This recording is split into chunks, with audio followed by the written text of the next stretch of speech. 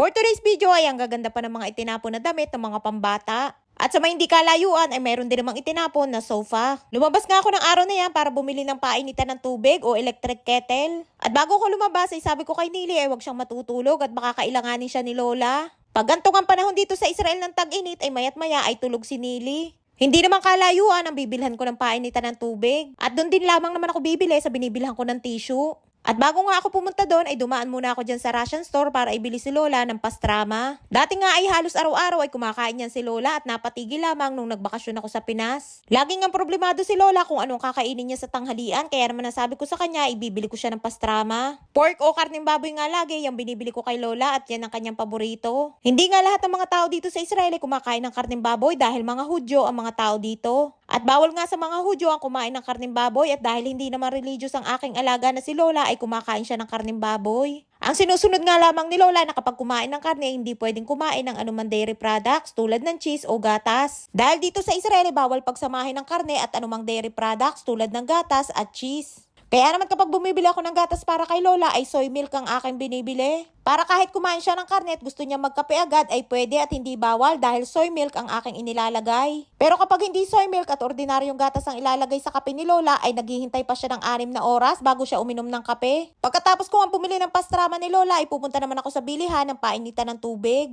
Ayan at may nadaanan pa ako ng mga kahoy, siguro ay may binulwas na cabinet. Dito nga sa Israel ang mga tao karamihan ay nakakaluwag-luwag kaya naman madalas silang magpalit ng mga gamit sa bahay. Kahit hindi pa nga sira at pwede pang magamit ay tinatapon na nila. Mayamang bansa nga ang Israel pero mga tao dito sa Israel ay mga simple lamang. Simpleng pumorma, simpleng manamit at simple lamang ang kanilang buhay. Andito na nga ako sa lagi kong binibilhan ng tissue at bibili naman ako ngayon ng painitan nga ng tubig. Mabilis nga sa aming masira ang painitan ng tubig dahil yan ba namang mayat maya ay nagpapainit ng tubig. At yun nga nasira namin na painitan ng tubig ay si Rapi ang bumili noon. At ngayon nga ay ako ang pinabili ni Lola dahil kapag si Rapi ang bumili ay mamahalin ng kanyang binibili. Aring at madaming pwedeng pagpilian at hindi naman ganun sobrang kamahal. At ayun nga ang aking napili na parang babasagin, mas magandang tingnan at kita ang laman ng loob. 129 shekel nga yan at naka-discount pa ako at binigay na nga lamang sa akin ng 120.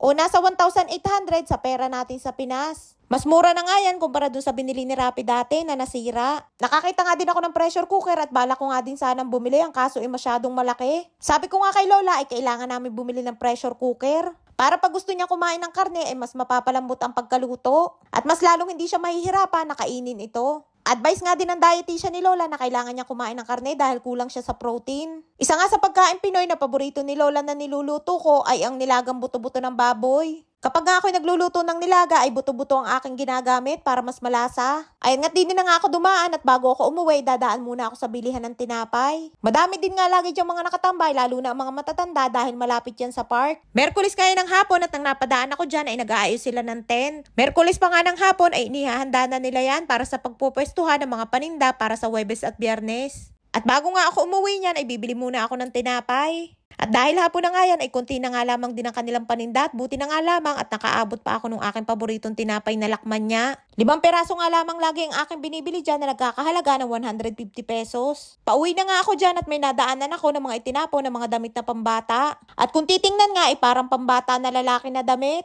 Magaganda pa nga at bago pa at hindi naman sa may kalayuan ay meron ding itinapon ng mga sofa. Kita nyo naman at napakaganda pa, buong buo pa nga at parang wala pang sira.